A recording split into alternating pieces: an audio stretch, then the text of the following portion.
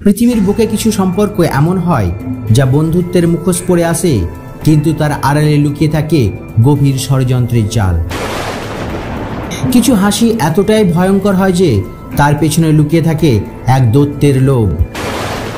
আর এই দৈত্য যখন একটি জাতির হৃদয়ে হাত বাড়ায়, তখন তার পরিণতি হয় ভয়ঙ্কর। আজ আমরা এমন এক গল্পের কথা বলবো যা কোনো রূপকথা নয়, বরং এক বাস্তব সত্য যা আমাদের চোখের সামনেই ঘটছে। সাল 2024, 7ই অক্টোবর। অরুণাচল প্রদেশের আকাশে হঠাৎ এক ছায়া দেখা গেল। 50,000 ফুট উচ্চতায় ভেসে আসা একটি বেলুন, যা কয়েক মুহূর্তের মধ্যে ভারতীয় সীমারেখার ভেতরে ঢুকে পড়েছিল। এয়ারফোর্সের ক্ষিপ্র মিসাইল সেই নীরব অনুপ্রবেশকারীকে নিমেষে ধ্বংস করে দেয়। আর তদন্তে জানা গেল সেটি ছিল একটি চাইনিজ স্পাই বেলুন, যা আমাদের সেনাদের গতিবিধির উপর নজর রাখছিল। এই ঘটনার মাত্র একদিন আগে 6ই অক্টোবর ভারতের বিভিন্ন পাওয়ার গ্রিডের সিস্টেম হ্যাক করার চেষ্টা করা হয়েছিল।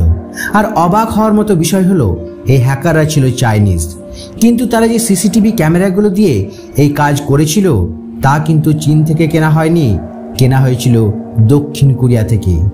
তাহলে এর পেছনে রহস্য কি?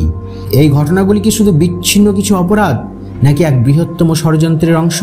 ইতিহাসের পাতা উল্টে দেখা যায় 1948 সালে জাতিসংঘের নিরাপত্তা পরিষদে চীনকে ভেটো ক্ষমতা দেওয়ার জন্য ভারতের সবচেয়ে বেশি সাহায্য করেছিল। ভারত ছিল প্রথম অকমিউনিস্ট দেশ যারা চীনকে একটি স্বাধীন দেশ হিসেবে স্বীকৃতি দেয়। পণ্ডিত জওহরলাল নেহরু একসময় বলেছিলেন, হিন্দি চিনি ভাই ভাই। কিন্তু সেই ভ্রাতৃত্বের প্রতিদান ভারত পেয়েছিল 1962 সালের সেই ভয়ঙ্কর যুদ্ধে, যেখানে চীন হঠাৎ করে ভারতের ওপর আক্রমণ করে বসেছিল।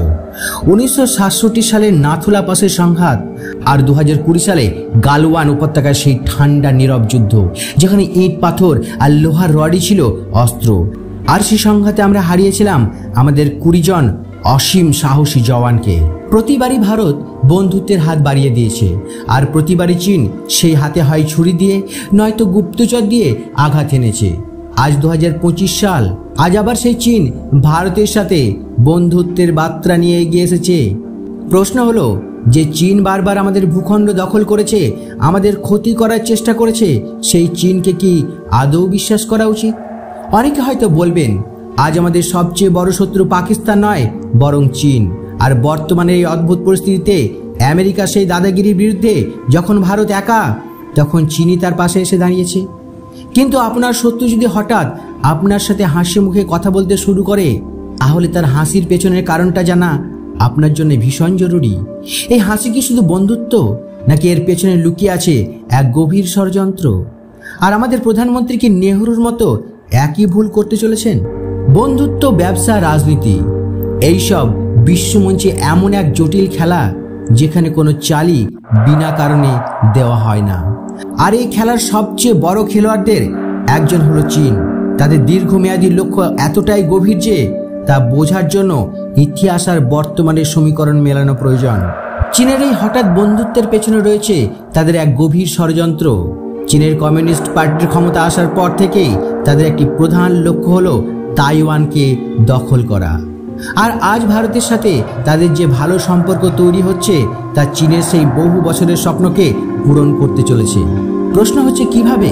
চীনের দক্ষিণ পূর্ব দিকে 130 কিলোমিটার দূরে এক দ্বীপে তাইওয়ানের অবস্থান।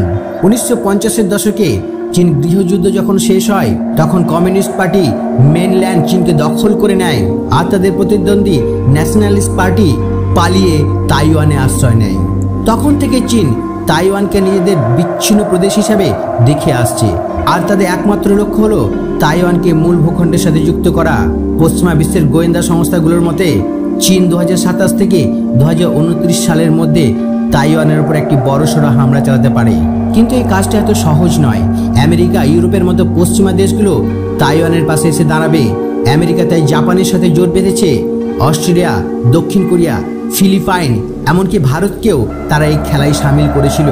কোয়াড নামে আমেরিকা, জাপান, অস্ট্রেলিয়া এবং ভারতের একটি জোট তৈরি হয়েছিল, যা নিয়ে চীন এতদিন যথেষ্ট চিন্তায় ছিল। কারণ এতগুলো শক্তি একসাথে চীনের বিরুদ্ধে দাঁড়ালে তাইওয়ান দখল করা সহজ হবে না।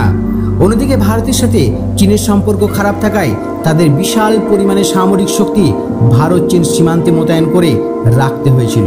কিন্তু গত 2 মাসে বিশ্ব রাজনীতির চিত্রটা পুরোপুরি বদলে গেছে।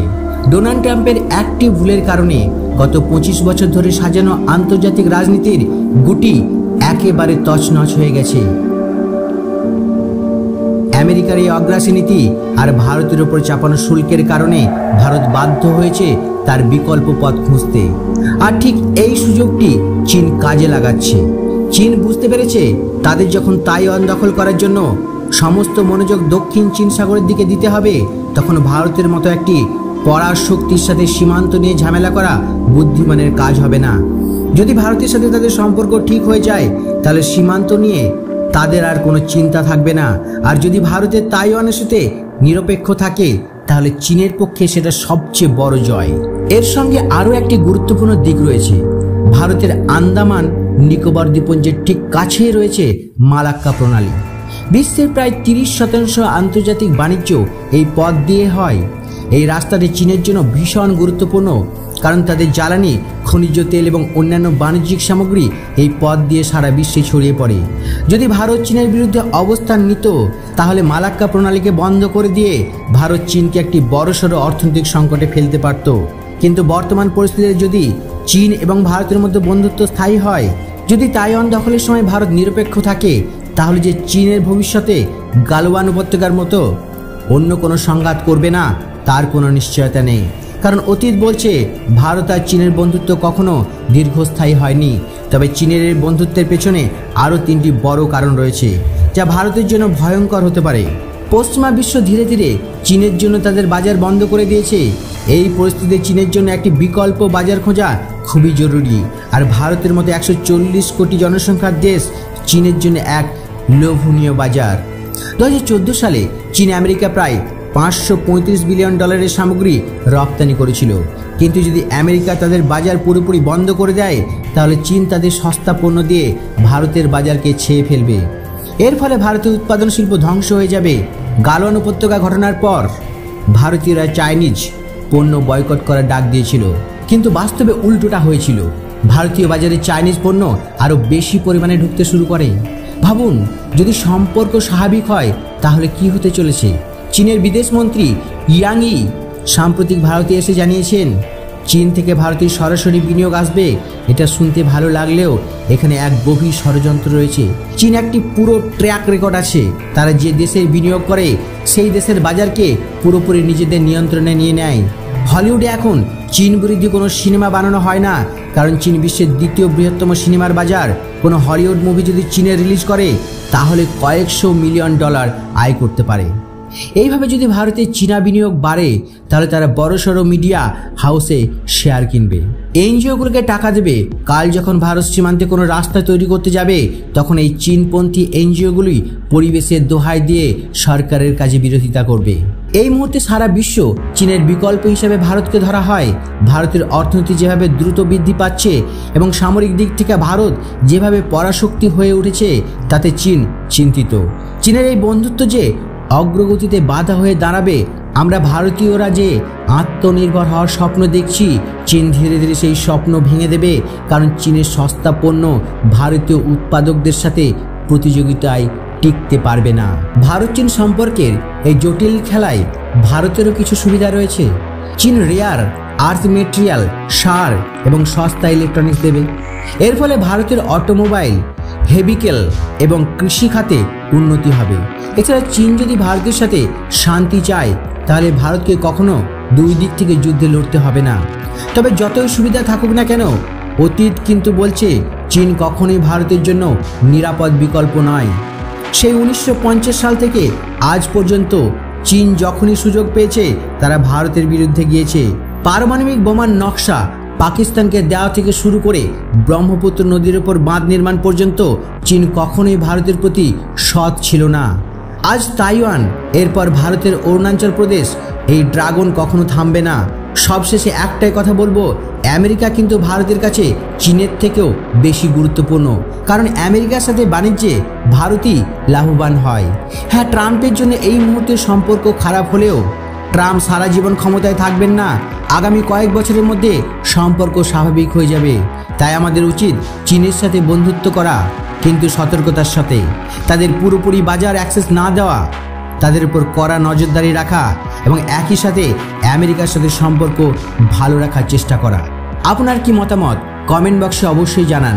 এই ভিডিওর মতো আরও রোমাঞ্চকর জিওপলিটিক্যাল বিশ্লেষণ দেখতে হলে আমাদের চ্যানেলটিকে সাবস্ক্রাইব করুন। আর এই ভিডিওটি যদি ভালো লেগে থাকে তাহলে অবশ্যই লাইক করুন। ভালো থাকবেন, সুস্থ থাকবেন, দেখা হবে পরের ভিডিওতে।